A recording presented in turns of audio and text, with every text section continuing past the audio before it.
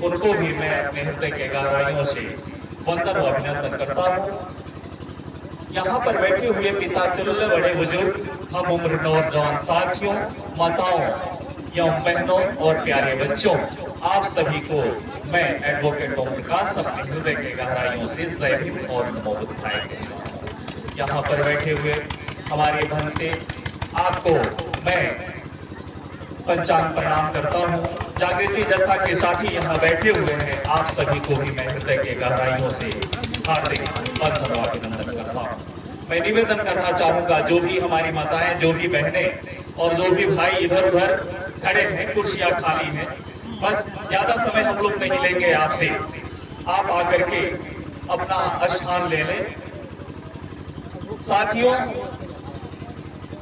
आप जिस महामानव की ये जयंती के अवसर पर आज ये कार्यक्रम आयोजित किए हुए हैं, उनकी गाथा, उनके जीवन में किए गए कृत्यों को ये घंटे एक देर में नहीं बताया जा सकता।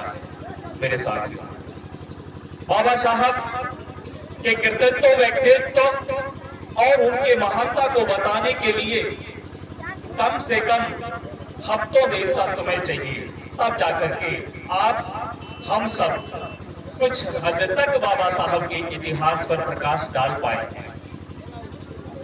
साथियों, आप सबसे मेरा विशेष अपील है कि बाबा साहब के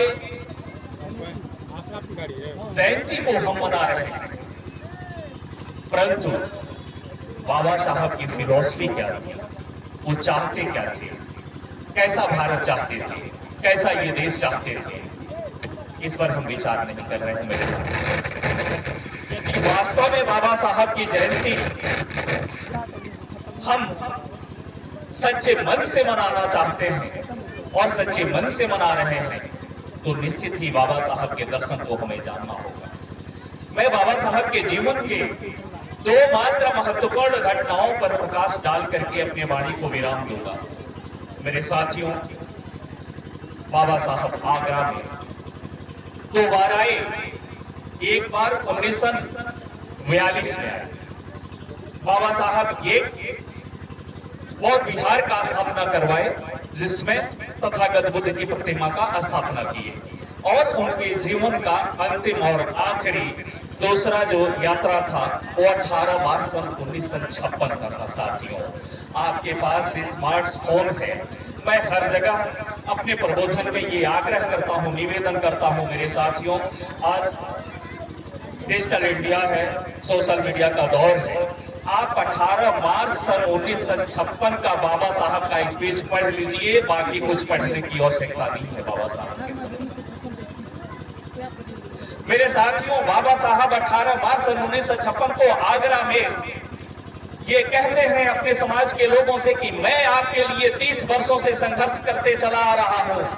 आपके बच्चों के लिए मैंने व्यवस्था कर दिया, आपको संसद में जाने के लिए व्यवस्था कर दिया, आपको विधानसभा में जाने के लिए व्यवस्था कर दिया। अब आपको इन अधिकारों की रक्षा के लिए खुद लड़ना होगा।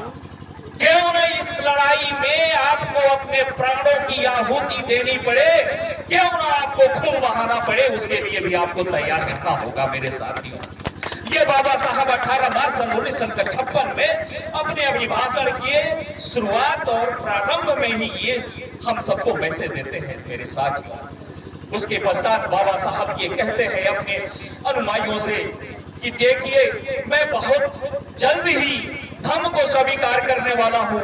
मैंने कई वर्षों तक ये खोज किया है, तब जाकर के धम्म के बारे में मैंने जाना है। धम्म समानता, स्वतंत्रता, बंधुत्व का मार्ग बताता है, और यदि स्वतंत्रता, समानता, बंधुत्व यदि कहीं है तो वो तथागत बुद्ध के धम्म में है। मैं बहुत जल्दी धम्म को स्वीकार करने वाला हूँ। मेरे साथियों, साथ ही उन्होंने कहा, मैं ये नहीं कहता कि आप मेरे साथ धम्म को स्वीकार करेंगे, यदि आपकी स्वेच्छा हो तो आप धम्म को स्वीकार कर सकते हैं।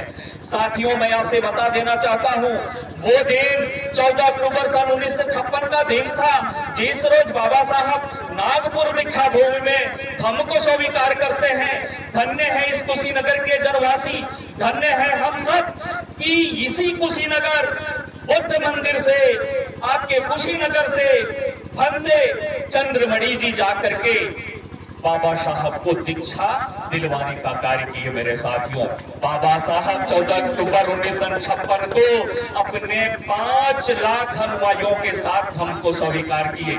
मेरे साथियों, उस समय बाबा साहब से 14 अक्टूबर 1956 धम स्वीकार करने के पहले उनसे क्रिश्चियंस भी मिले, मुस्लिम्स भी मिले।